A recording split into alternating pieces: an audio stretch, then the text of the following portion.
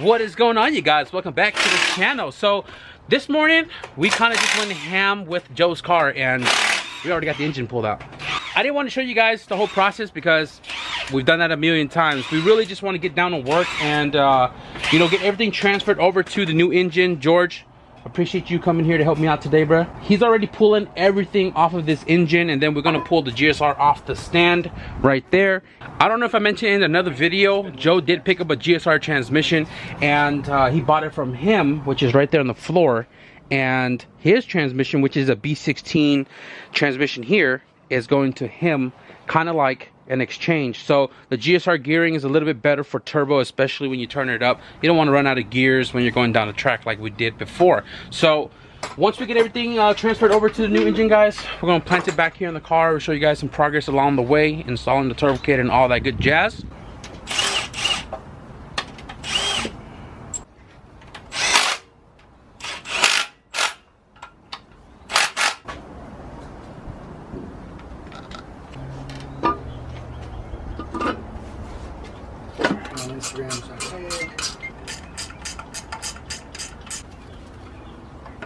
Stop guessing right now. How about that? Órale, fool.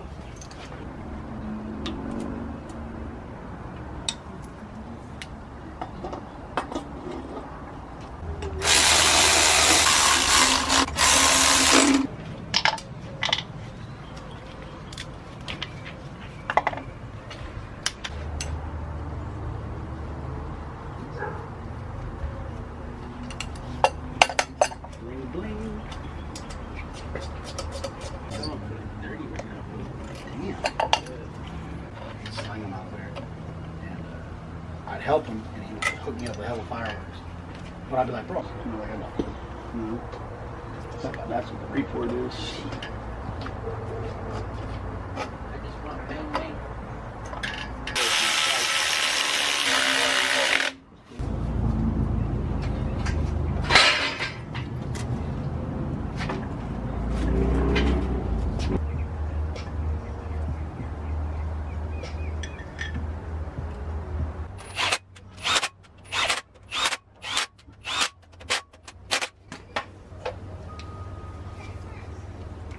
Where you torque flywheel goes to? 80.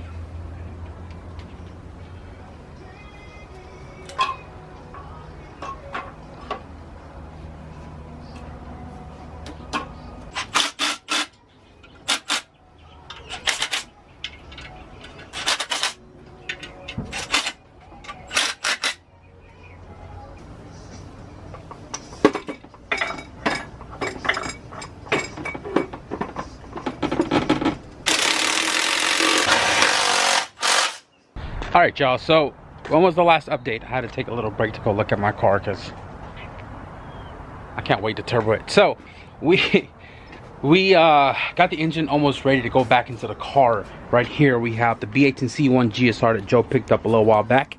This is a piston rod setup, right? Stock head, piston rod setup. I think it's Eagle rods with Y-screws.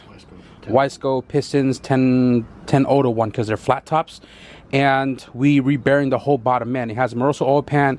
I did new time belt, water pump, tensioner, ACO race pump, the black one right there, and we pretty much have a GSR transmission now, stock flywheel. It's got a competition stage 4 6-puck unsprung. We have the skunk 2 intake manifold on with a stock throttle body, the fuel rails and the 660 injectors all installed. The bottom side here is all done. We got the feed line installed, the alternator belt. We have this little block off because we're not running the black box here anymore because we are running the catch cans up top. Other than that, this thing is ready to go in. So I'm gonna go ahead and just clean up a little bit, and I'm gonna get this planted back in the car.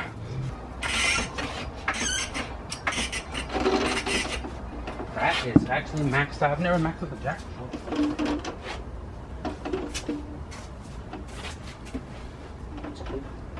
That's cleared.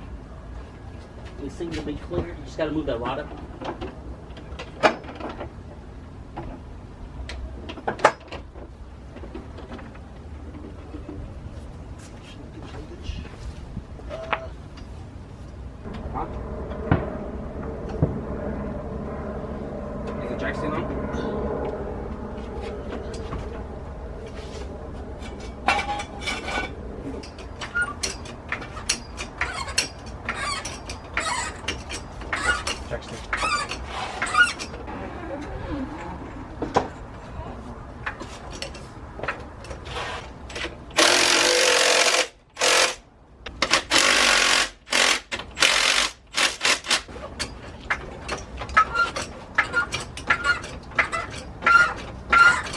So we are really deep into the night here, and I've just buttoned up everything on the top side of the engine bay, and this is not the main course of the video. I'll show you guys why probably tomorrow, because we're going to continue it tomorrow for sure. But I could button up all the stuff on the top, the harness, everything. Cop is all reinstalled. Before I close up for the night, I am going to put the axles in and button up all the suspension stuff. And like I said, the main course of the video is going to be tomorrow, because I want to show you guys in the daytime, and obviously more daylight for making noises, because if everything works out as planned tomorrow, we're going to be doing a lot of fabrication. I had a couple of the homies come by throughout the day. I got Pac over here chilling with me, and we were just been chopping it up and stuff like that, making slow progress on the car. But the top end is done, so I'm gonna button up the suspension, guys, and I'll see you guys tomorrow. Guys, today is really toasty. Like, it's 80, it's like mid 80s right now, right? As soon as I open the garage, I'm already sweating. My arm is shiny. I don't know if you guys can tell, but it's hot. So I've been here in the garage for about, I'll say, an hour and a half now, right? And I haven't made any progress on the car. Why? Because Kat and Joe's here. I didn't expect them to be here. And the main course of this video was supposed to be a surprise for Joe. I didn't expect them to be here because I was supposed to do this low key. You know, Joe thinks that his turbo kit is going back into his car, right? But really, I'm throwing this in his car. It's a precision turbo with a spool-in A-spec manifold. This is super OG, and I've had this sitting around for a little while. Now, because we're trying to make a lot more power in this car, we don't want to deal with the log manifold, especially with the wastegate being on cylinder number 1, right? That's going to cause a lot of boost creep when you get into higher boost levels. So I wasn't trying to put that back in. Secondly, this turbo required the block to be cut, and I didn't want to do that on the new motor, right? So I was like, well, perfect opportunity to run this guy. But he's here, and I've been procrastinating for a couple hours now. And I said, you know what? I'm just going to tell him, Joe, this is what we're supposed to be putting into your car today. Something in my eye. Something in your eye? Something in my eye. Something in his eye. We'll just leave it as something in your eye. But the only thing is, I test fitted it yesterday before I pulled your engine out. And it fits. Right, this is really tight to the frame rail. No big deal. The problem is wastegate is on the side, and the mushroom head of the 38mm wastegate sits right into the radiator, a smudge. And I'm not a big fan of gangster lean, so I'm not trying to do that. But another solution is, this is Joe's new radiator, right? His old one is actually right there on the floor. Okay. And the other solution of me wanting to make this work is that has 3 rows on the driver's side with holes on it. So if I cut 3 of the rows off right there and cap the ends and make that radiator shorter, it'll clear the tile 38mm wastegate. Now this one is the same one that I made for the budget H22 CRX, and the car made 450 horsepower, had no overheating issues whatsoever. And I think if I decide that I'm going to do that, we'll make use of that radiator in Joe's car, and then this one can go into your car. Yes. Cool. So, surprise, Joe. I figured You this. talk about you hate surprises. I'm gonna get you back. Oh yeah, just wait. It's crazy because I can put this in right here.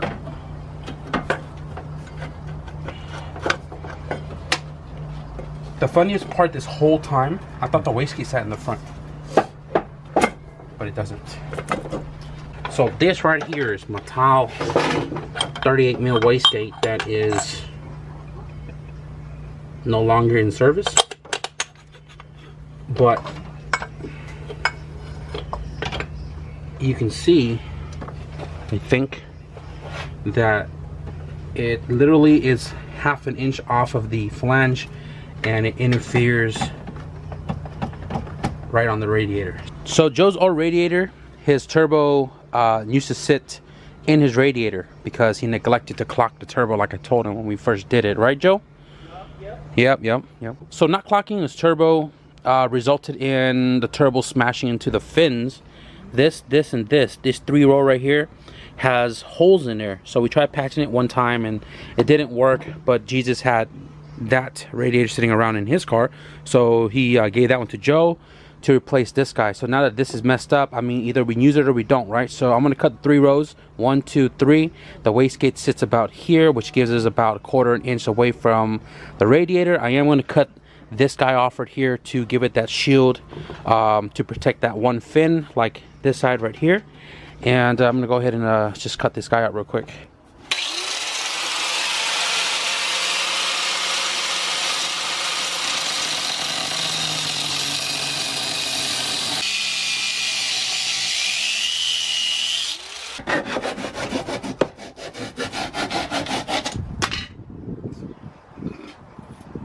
Some progress. So I trimmed 3 rows off, right?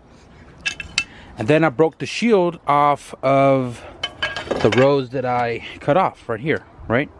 Because this typically goes on the side to kind of protect it from whatever. So reusing the end tanks on that guy, I cut out this for the top, somewhere there.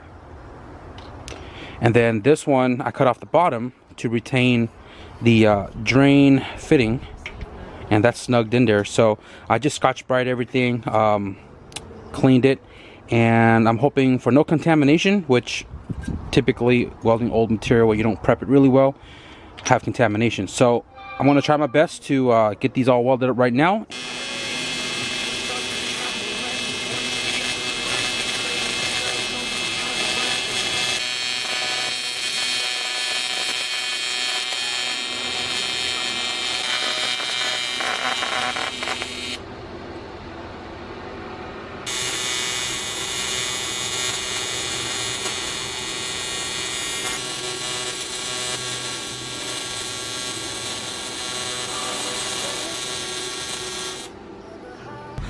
So I just got this end welded up, right? This one came out all right. This one I dipped like twice, and mind you guys, when you cut the rows off, right, you don't have a lot of meat in between to grab onto. So when I dipped, I kind of melted it a little further, kind of closer to the fins itself, and I was getting a little worried that I was going to burn through it, but I was able to just kind of, how do you say it, like, I ran the amps a little bit hotter to kind of melt into it instead of dabbing into it, if that makes any sense. But yeah, I got it welded up, got this one welded up, able to retain the drain. And before I weld the shield on, I'm going to test fit everything, make sure everything works, pressure test it. If it works out, then put the shield on, and then we'll mount this one into place. So right now I'm going to go ahead and take that one out and put this one in. Guys, I've been in a dilemma for like a couple hours now. So I got the radiator installed, right? And then it was interfering with the wastegate still. Now I called for 3 rows to cut off of the radiator itself, and for some reason my measurement was wrong. So if I had cut 4, I would have definitely cleared the mushroom head on the wastegate, but I did 3, already welded it. I should have test fitted first, but I didn't.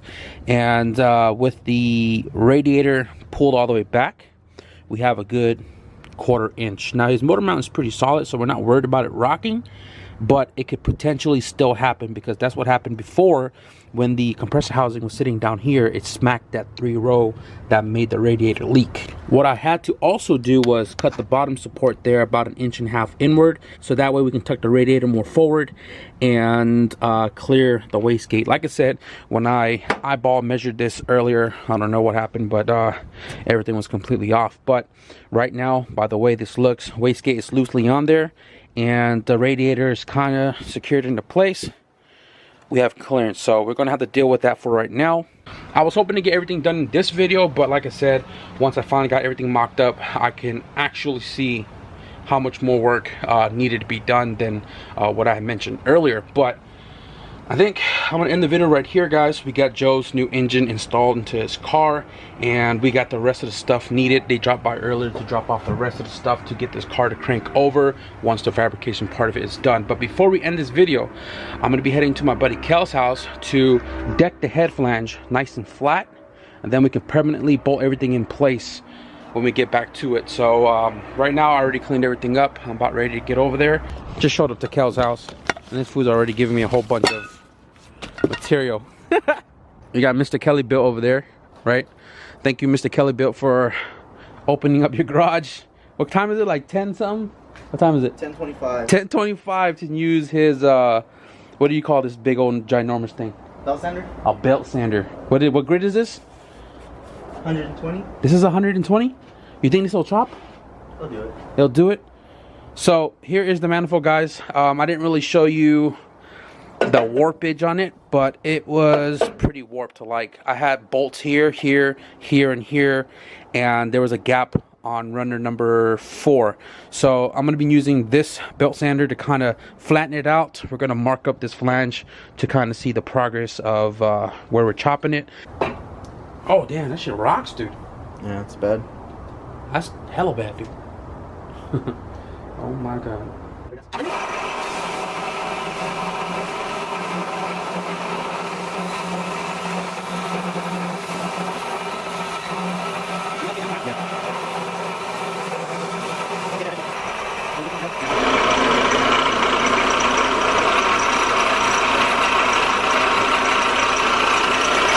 Switched out that old 80 right here for a new 80 in hopes of cutting it down quicker. That thing feels like 120.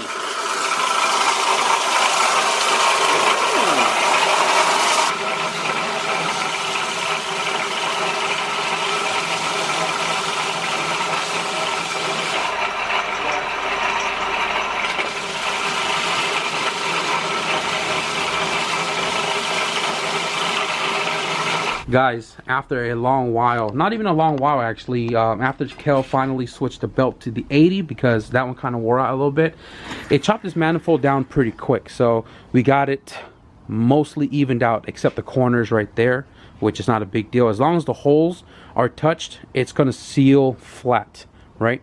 And I want to give a big shout out to Kel right there, hiding in the back.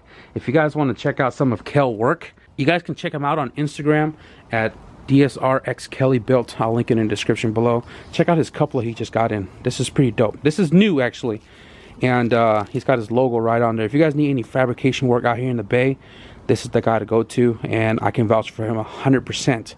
His work is top notch, and yeah, he's been doing a lot of my stuff for years on a lot of my cars and a lot of my friends' cars. And I want to thank him once again for letting me use this right here with the new belt to get that flattened out for Joe. I am going to end the video right now. It's like, I think it's like, shoot, it is almost 12:30, right? And I want to end the video right here, guys. I know I didn't make a lot of progress on the wagon, but tomorrow we're going to be tackling a lot more with it. Now that we got the manifold nice and flat, we can bolt that on 100%. So again, big shout out to Kel. And if you guys enjoyed this video a little bit, be sure to hit the like button. If you guys want to stick around for the fabrication stuff, be sure to hit the subscribe button. But with that being said, thank you guys for watching, and I'll see you guys in the next video. Peace.